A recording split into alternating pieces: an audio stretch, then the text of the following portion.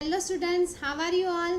Welcome to standard 5th। आशा है कि आप सब लोग अपने घर पे सही सलामत होंगे।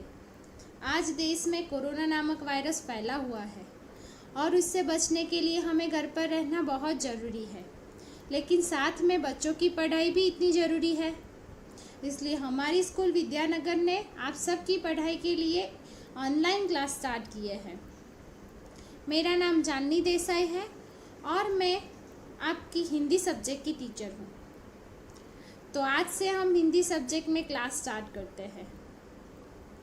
तो हिंदी एक लैंग्वेज सब्जेक्ट है जो आप अच्छी तरह जानते हो, लेकिन इस लैंग्वेज को समझने और पढ़ने के लिए, लिखने के लिए हमें उसकी वर्णमाला याद होनी बहुत ज़रूरी है। तो हम सबसे पहले वर्णमाला को याद करते हैं, जिससे आगे हमें यह बात बहुत उपयोगी हो, जिससे हमें आगे पढ़ने और लिखने में आसानी हो। तो वर्णमाला में दो पार्ट्स होते हैं, एक स्वर और व्यंजन। तो पहले हम स्वर को याद करेंगे, फिर व्यंजन को, और इससे हमें स्वर और व्यंजन दोनों अच्छी तरह से याद रह जाएंगे और हम हिंदी बहुत अच्छी तरह पढ़ पाएंगे। बराबर।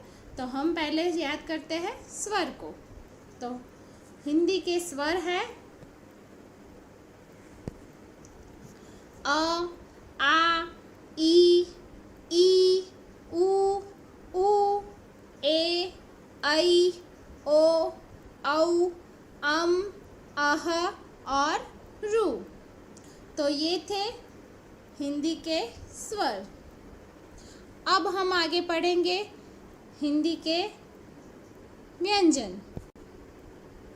तो व्यंजन में आते हैं क, ख, ग, घ, अंग, च, छ, ज, ज, आय, ट, ठ, ड, ढ, अन, त, थ, द, ध, न, प, फ, ब, भ, म, य, र, ल, व, श, श, स, ह, क्ष, त्र और ज्ञ।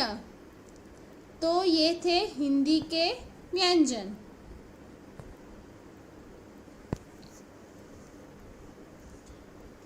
तो ऐसे बनती है हमारी हिंदी की वर्णमाला।